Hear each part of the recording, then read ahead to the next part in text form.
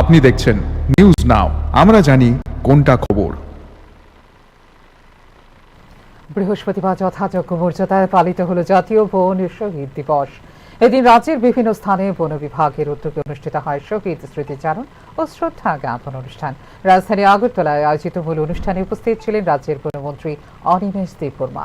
বন সংরক্ষণ ও প্রাকৃতিক সম্পদ রক্ষার কাজে যারা জীবন উৎসর্গ করেছেন তাদের আত্মত্যাগ আমাদের অনুপ্রেরণা বলে শহীদদের প্রতি শ্রদ্ধা নিবেদন করে এদিন বনমন্ত্রী অনিমেষ দেববর্মা।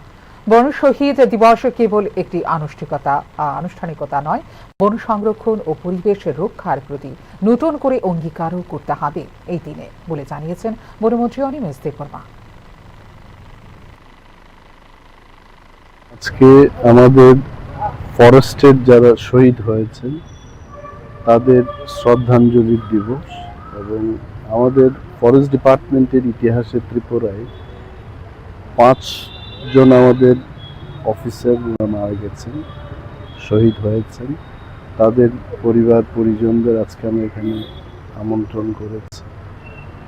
ফরেস্টের সমস্ত অফিসার, পিসিসিএফ থেকে শুরু করে নিচু তলার ফরেস্ট গার্ড পর্যন্ত যারা চাকরি করছেন তারা মোটামুটি সবখান থেকে এসে আজকে এই শ্রদ্ধাঞ্জলি দিবসে এসছেন এবং শ্রদ্ধা অর্পণ করেছেন।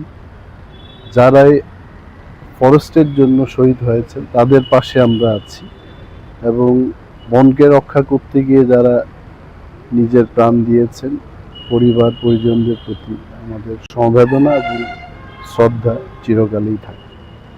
এই বার্তাই আমরা দিতে এসেছি।